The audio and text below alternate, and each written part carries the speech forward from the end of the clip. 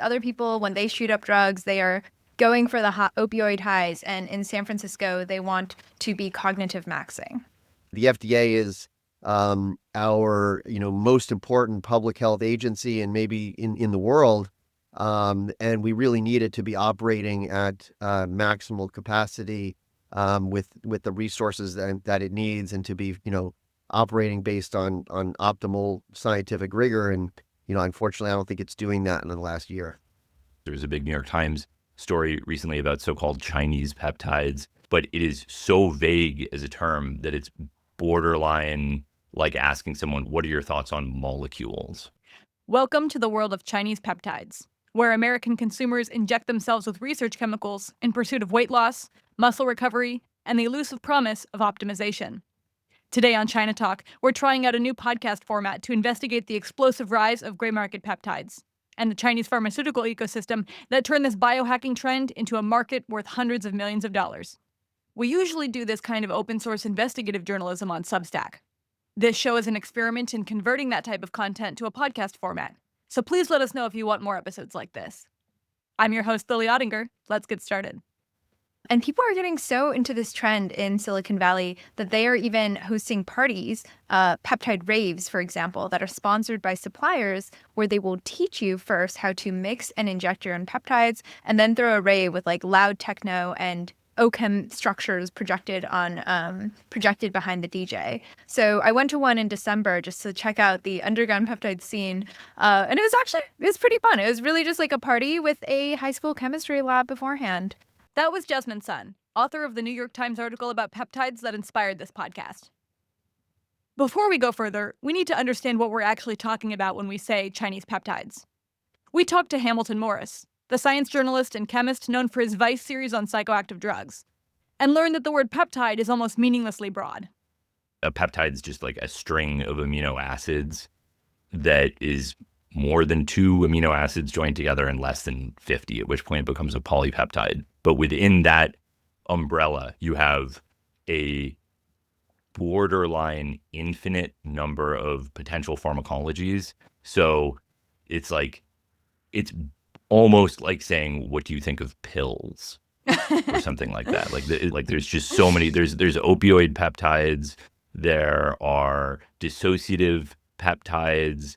There are all kinds of hormonally modulating peptides. There's all these peptides that have potential performance-enhancing effects in an athletic context.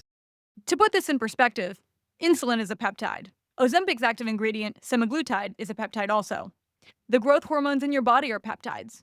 So when we talk about Chinese peptides, we're talking about a vast universe of different substances with wildly different effects.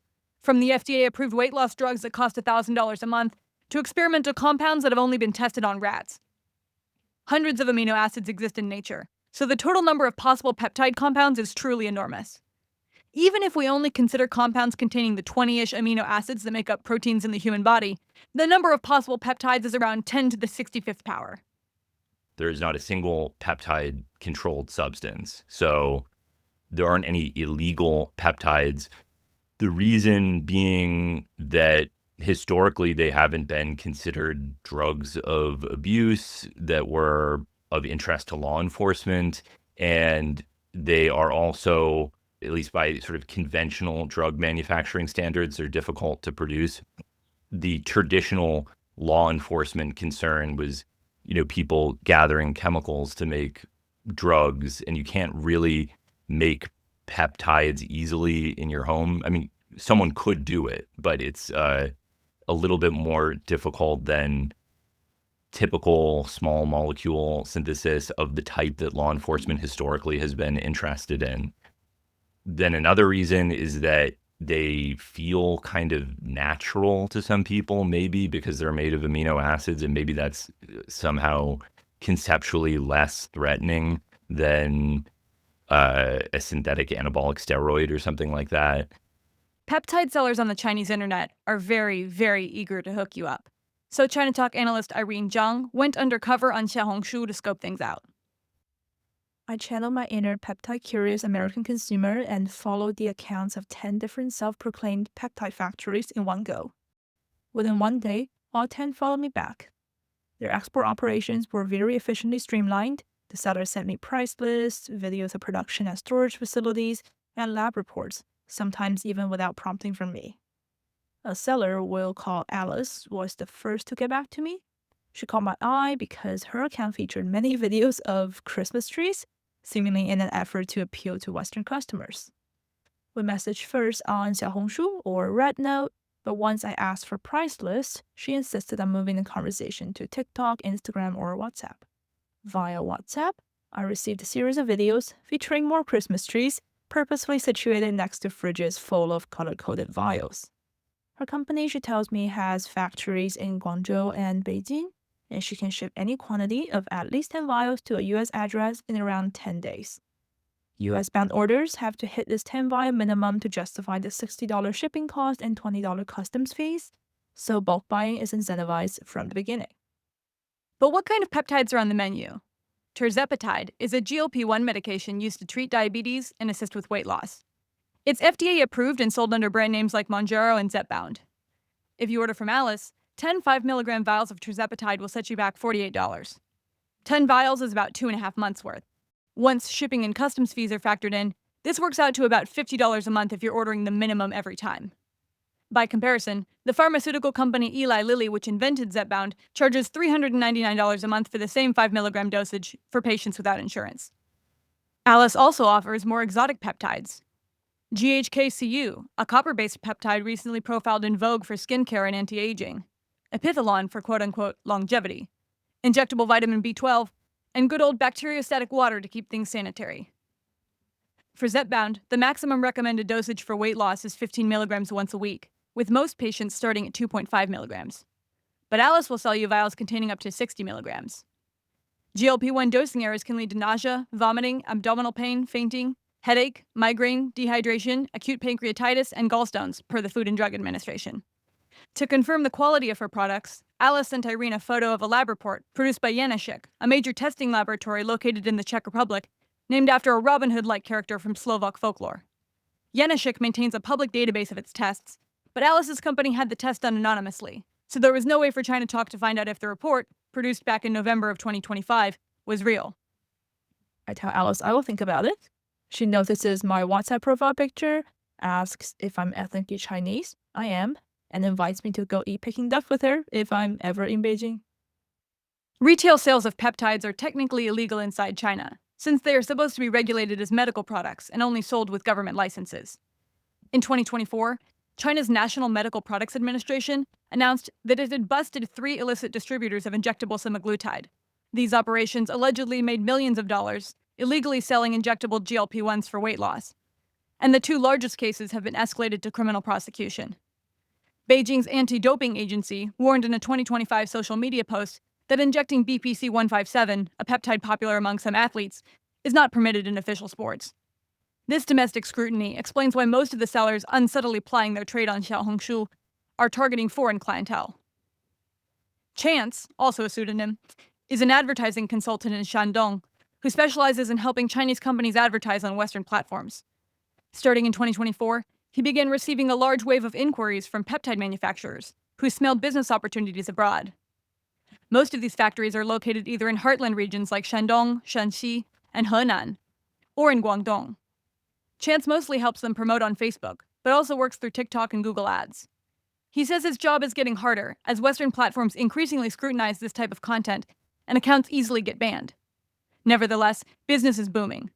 The largest buyer base is in the US, followed by Canada, Australia, and Latin America. When I ask him if factories know that most Western customers are using their products for DIY wellness rather than research, he replies immediately, yes. According to US Customs data, imports of hormone and peptide compounds from China roughly doubled to $328 million in the first 3 quarters of 2025. That's up from $164 million in the same period of 2024.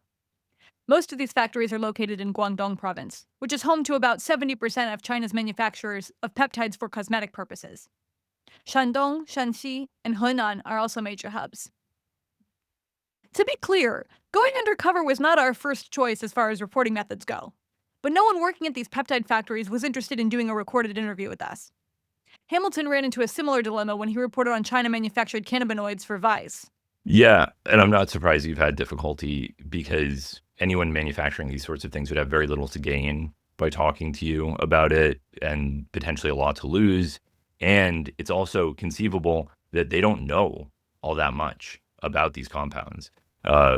So that was something that struck me in my own visits to China to meet with a lot of the chemists and people that work in these gray market labs is they often have very little understanding of what they're selling because they don't need to. It's not necessary. They see that there's a demand for something. There's a tremendous demand for GLP-1 agonists right now. So any enormous numbers of people have heard good things about Ozempic. Now, even many thin people take Ozempic, I guess, to become even thinner, or there's some idea that it may have an anti-addictive effect or whatever, maybe some kind of effect for your longevity, who knows what. But the reality is that tons and tons of people who wouldn't qualify for a prescription for a GLP-1 agonist still want to take them, and they want to access them as inexpensively as possible. And so if you're running a gray market chemical supply company, that's all that matters, is that there's people that want semaglutide or whatever semaglutide like GLP-1 agonists are out there. I've been very interested in the Chinese gray market for most of my life because I'm interested in the history of underground drug chemistry, and there was such an enormous effort to prevent domestic synthesis of psychoactive drugs in the United States that a lot of the market shifted to China and India, and it became cheaper, easier, and less legally risky to contract the synthesis of a psychoactive drug in a foreign country than to produce it domestically. And so I wanted to learn more about this because most of the reporting that I'd seen was very negative, or it would paint the people that own these labs in a very negative light, like talking about how dirty the labs were or suggesting that what they were doing was toxic or dangerous. And in my experience, having analyzed a lot of samples that came from these labs in China, if anything, I was typically impressed by the purity. I mean, of course, there were instances of dangerous misrepresentation or impure things being sold, but for the most part, I would say that the quality was very high and was every bit as good as anything you'd expect to be produced domestically. So this idea that these diabolical Chinese chemists were making dangerous drugs to destroy the United States, which it even has in some more recent reporting, like a specific kind of fear-mongering tone about this being like some kind of bizarre opium war revenge. This is like an idea that you sometimes encounter. So I thought all this stuff was ridiculous and wanted to sympathetically document and analyze exactly what was going on, with really an emphasis on how interesting the chemistry was. And it was very difficult, even though I was entirely sympathetic and non-judgmental about everything that was going on. Even if they did trust me, there's nothing to gain. And so I thought that I could get into one of these labs if I worked with a buyer who had poured millions of dollars into the synthetic cannabinoid industry, this guy, Matt Bowden. And even he was unable to arrange this. But then I had this idea that maybe they would allow us to film inside the labs if we reframed what we were doing as using the labs as a location to film a rock opera. And this actually did work, surprisingly. And so we brought in costumes and instruments and amplifiers and all the stuff into one of these Chinese cannabinoid labs and filmed a rock opera inside it, but then also used this as an opportunity to document some of the chemistry. And it worked. And on top of that, they really liked it. They loved his music. They were big fans of his music and thought the entire thing was great. That was a bit of a tangent, but I also love the rock opera, so I wanted to include this story in full. Anyway, of all the peptides flooding into America, one has captured the imagination of biohackers perhaps more than any other. That would be BPC 157, sometimes called the Wolverine peptide, for its purported ability to heal injuries at superhuman speed. The other really popular one that I heard a lot was BPC 157, which is often taken with TB 500. These are for muscle healing. So they actually were pioneered by the bodybuilding and fitness community because if you have a really hard workout and you want to recover, people would inject this to supposedly like make cells regenerate faster. Or if you sprain your ankle or if you have like a bum knee or something like that, people would use BPC to spot treat sports injuries. Again, this has not been in trials. It's only been tested in rats, actually. But people experience positive anecdotal effects from it. I talked to two people who are putting BPC 157 to the test in pretty extreme ways. Marcus is a former molecular biology student who is paralyzed from the waist down after being shot in the spine in 2022. David is attempting to use BPC 157 to regrow flesh he lost to a brown recluse spider bite. Oh boy. So I actually moved up to Charlotte, North Carolina about a year ago.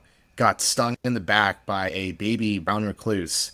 Ended up in the ICU for about 3 weeks with a tube in my mouth and had about 4 pounds of flesh liquefied on my back. So it was a limb loser. 6 months later, I've been on high doses of the Globblend BPC 157 and I've probably regained about 80% of that flesh back. Nerve damage is completely gone. I went through 4 surgeries to kind of correct the injury, but to be honest, the BPC 157 did most of the work. BPC 157 is effectively a miracle drug, and I've started to experience some sensory recovery in the lower half of my body as well as involuntary motor function that should not have existed. My conversation with Marcus and David left me feeling conflicted. Their claims about BPC 157 are incredible, but without clinical trials, we really can't say for sure if peptide injections deserve the credit. And we certainly don't know what risks are involved. But the reality is that the pharmaceutical industry doesn't seem interested in researching this compound, let alone bringing it to market. Can you really blame people suffering from life-altering injuries for turning to the gray market then? So what does the actual science say? The BPC in BPC 157 stands for Body Protection Compound.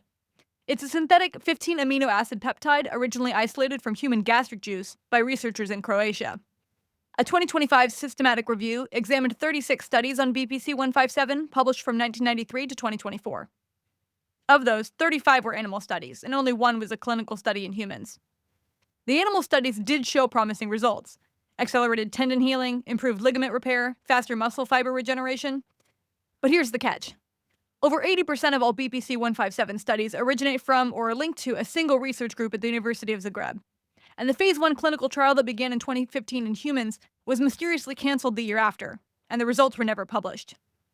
The FDA classifies BPC 157 as a Category 2 bulk drug substance, meaning it cannot be legally compounded by pharmacies and there's insufficient evidence on whether it would cause harm to humans. The World Anti-Doping Agency banned it in 2022. For pharmaceutical companies, there are structural factors that make it difficult to justify investment in BPC 157. A compound that generally boosts healing sounds great, but it's a nightmare for clinical trial design. And the widespread availability of BPC 157 on the gray market would make it harder to recoup R&D costs. Finally, impurities are uniquely problematic in peptide synthesis. But to understand why, we have to take a look at how peptides are made. Peptide synthesis plays to China's strengths. The technology that made all of this possible was invented by an American scientist named Bruce Merefeld in 1963, a discovery that would earn him the Nobel Prize. Before Merefeld, synthesizing peptides was agonizingly slow. When American biochemist Vincent Duvigneau synthesized oxytocin, a hormone with just 9 amino acids, in 1953, it was considered such an unprecedented accomplishment that he won the Nobel Prize in 1955. Merefeld's innovation was something called solid-phase peptide synthesis, or SPPS. Imagine building a chain 1 link at a time, but instead of holding the chain in your hands, you've anchored one end to a workbench. Each amino acid has a protective cap that prevents it from sticking to the wrong things. You remove the cap, attach the next link in the chain, wash away the excess reagents that drive the reaction, and repeat. When you're done, you release the whole chain from the base. This method increased efficiency from a fraction of a percent to over 99.5% per step, reducing what previously took years to a matter of days. BPC 157 is a chain of 15 amino acids, so you need to do 15 sequential reactions. If each step is 99.5% efficient, over 15 reactions, you end up with an overall purity of 92.7%. The remaining 7.3% is mostly made of similar peptides that are off by 1 link. And because they are so chemically similar to our desired product, they are hard to separate out afterwards. This is a nightmare from a regulatory perspective, because the impurities are biologically active lookalike molecules with unexpected pharmacological effects. Even if we manage to get our final product to 99% purity, that would be a difficult pill to swallow for the FDA. Manufacturers of small molecule drugs have to report any impurities present in concentrations at or above 0.1% of the final product to the FDA, while injectables are held to even stricter standards. You might be wondering how peptide medications like Ozempic and insulin were brought to market. How did they overcome the challenge of impurities? The answer is that they were produced in part through biological processes, not solid-phase peptide synthesis alone. For insulin specifically, scientists genetically engineered bacteria to churn out the peptide when fed specific chemical inputs. The manufacturing process for semaglutide involves fermentation with yeast cells as well as SPPS. But purity concerns have not stopped Chinese manufacturers from churning out peptides using SPPS. Today, companies like GenScript, founded in 2002 and headquartered in Nanjing, can synthesize custom peptides in as little as 5 days with a 95% synthesis success rate, compared to the industrial average of 75%. In 2023, the Chinese pharmaceutical contracting giant WuXi AppTec synthesized more than 15 tons of peptide-based active pharmaceutical ingredients and intermediaries. And in 2024, the company tripled its total SPPS reactor volume to 32,000 liters. As a side note, you might know WuXi AppTec as the company initially targeted by the BioSecure Act, which sought to prevent the weaponization of American genetic data by foreign pharmaceutical companies. The BioSecure Act became law in late 2025, but WuXi AppTec managed to avoid being listed as a company of concern, for now.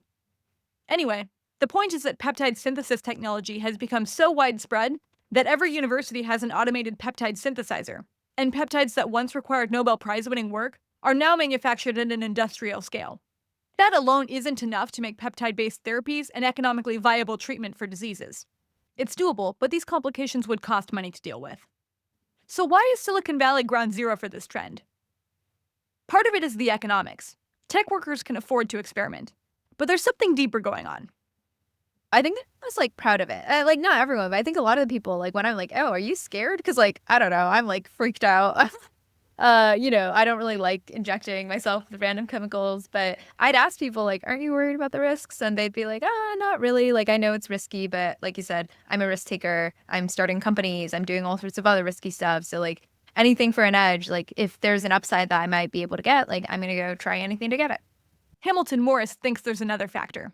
Ozempic has fundamentally changed how Americans think about injecting drugs.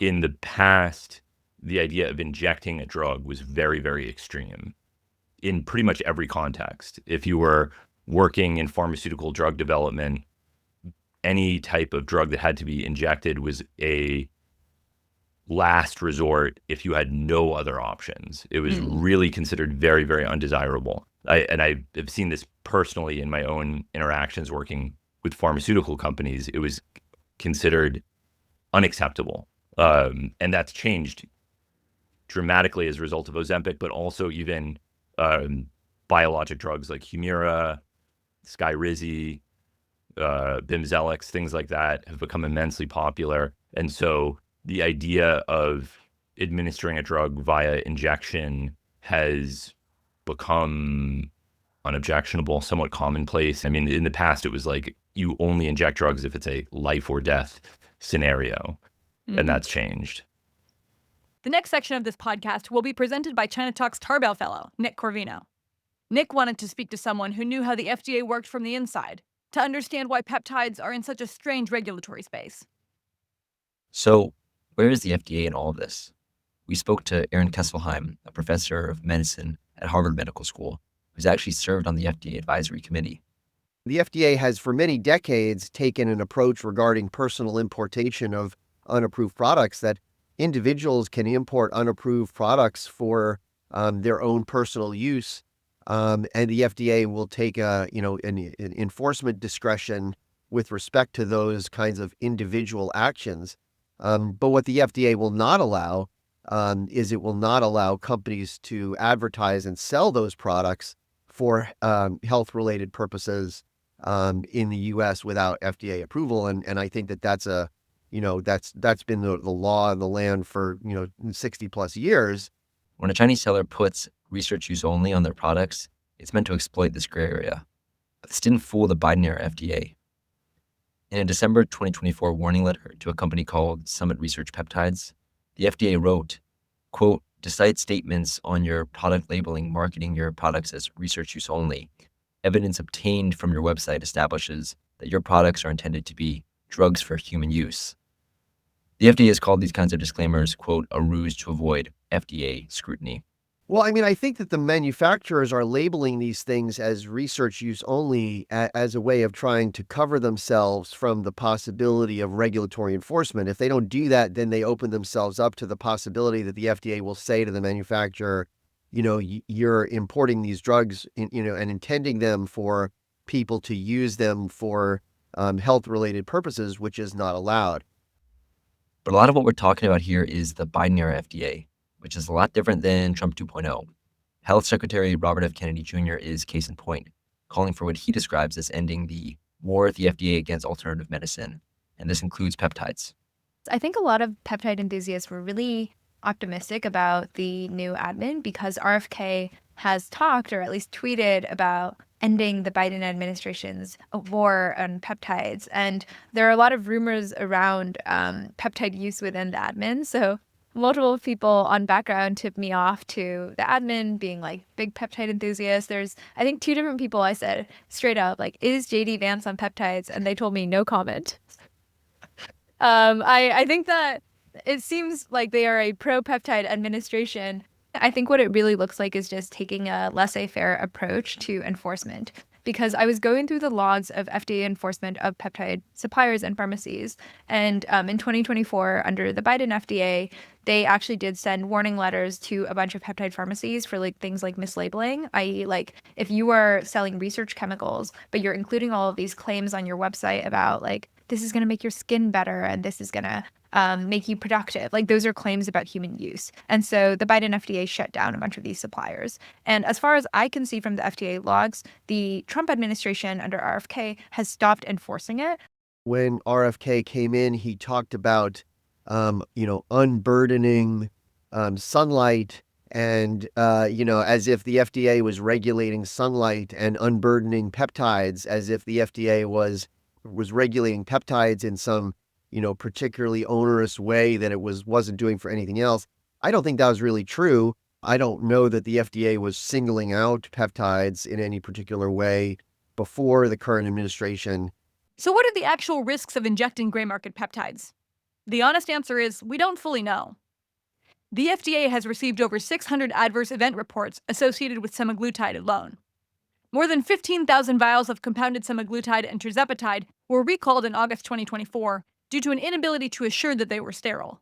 One of the sources I talked to, she accidentally doubled her dose one day, and that was just her mistake, but then her hair started falling out and she couldn't eat food for 2 weeks. There was one instance I found in the news through a ProPublica article that's 2 women took a bunch of peptides at some longevity festival in Las Vegas. They didn't know what was in them. It was a weird blend of stuff, and they ended up being hospitalized for breathing difficulties. If I were in a position of having to inject a drug regularly, I would certainly prefer to be able to acquire it through some kind of regulated supply channel where there's some assumption that it's been tested and is pure.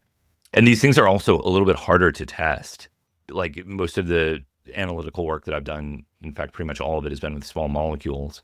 And you can inject a small molecule into a mass spectrometer, and it's usually pretty fast to get a sense of whether or not something is what it is supposed to be. I think that you need more specialized instrumentation to do analysis on some of these peptides. There is almost something poetic about the fact that America's risk-tolerant biohackers are relying on factories in China for their miracle drugs. I think the peptides being Chinese makes it funnier and more mimetic. The phrase Chinese in front of peptides, I think people love saying it.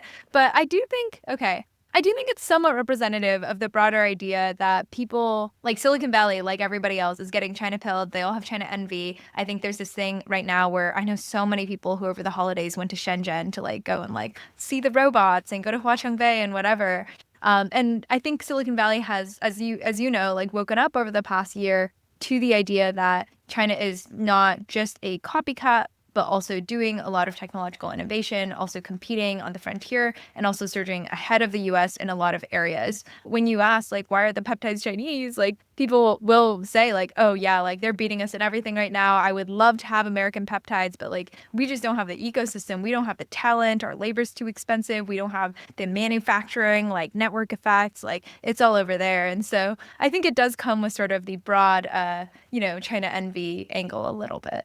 Until the mid-1990s, the West, including Japan, produced 90% of the world's active pharmaceutical ingredients. Today, China alone produces approximately 40% of all APIs. The government's 5-year plans consistently prioritized pharmaceutical manufacturing as a strategic industry. They created dedicated chemical industrial zones, provided export incentives, and trained a massive workforce of chemists.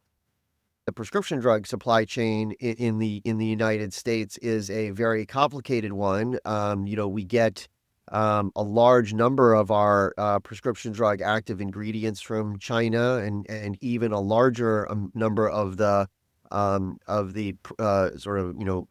original compounds on which those prescription drugs are based, are imported from China and other countries, but China is a major supplier.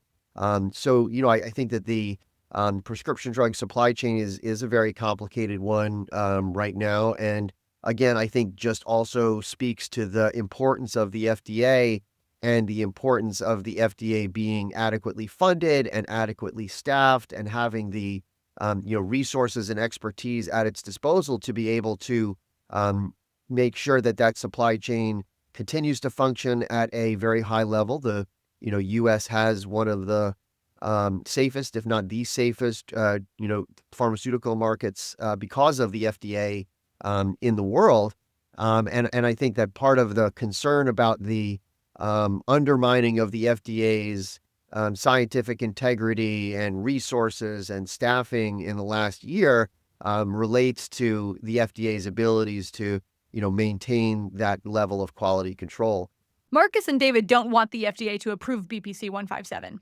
They worry it would just end up behind a paywall at Pfizer. I don't want the FDA to certify anything.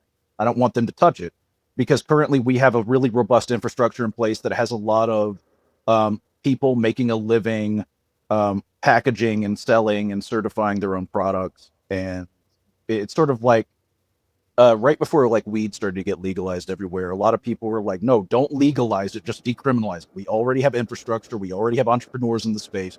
Just decriminalize it. Don't legalize it because then we're going to get pushed out by Walmart. Hamilton Morris isn't so sure self-regulation is the answer when it comes to injectable drugs.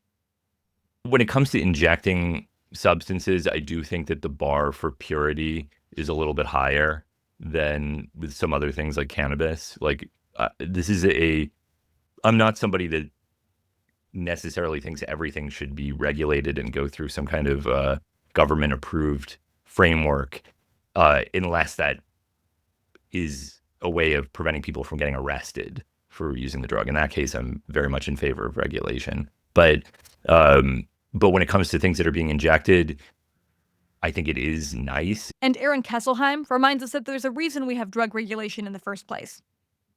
I think that if I was an ethical drug company, I would want a strong FDA because I really believed in my drug and I had an important new drug. Then the FDA is not going to stand in the way of your selling the product. In fact, the fact that your drug is really good and really effective, and that an independent regulator like the FDA has said, look, your drug is very effective, is a really strong indicator that this is a useful drug, and it means more people will take it, and you'll sell more product, and you will help more people. So if I was an ethical pharmaceutical company that had a really great invention, I would want a strong FDA because I would say, look, yeah, my drug's really great. I can show that it's really great, and the FDA has no problem approving really great new drugs. And there are success stories as far as FDA approval for peptides is concerned. One example is PT141. That's an interesting one that actually had this trajectory of initially being a sort of experimental scientific compound. Then people were so interested in it that it became a gray market commodity. So around probably 2005, 2006, I remember reading about it when I was a freshman in college, because there was a chemist, William Leonard Picard, who had a very big LSD lab at one time.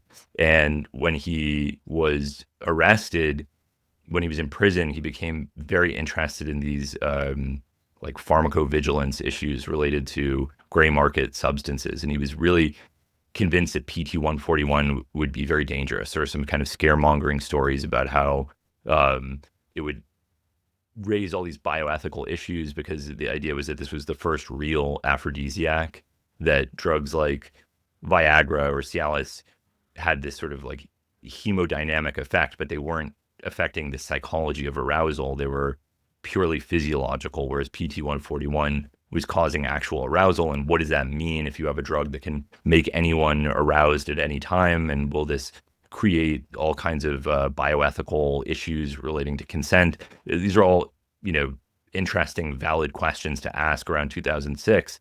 But then people started using it, and as is typically the case, all of these like bioethical concerns were not really the issue that emerged. It was more that people who had moles found that their moles were darkening, because this is like it was initially being developed as a sunless tanning agent, right? That was how, like, as is the case with so many of these things, it was a serendipitous discovery. They thought that this sunless tanning agent would, help people who were at risk for skin cancer. And then it turned out to have this aphrodisiac effect that was unanticipated via an interaction with melanocortin receptors, which I don't think anyone at that time had implicated in sexual arousal.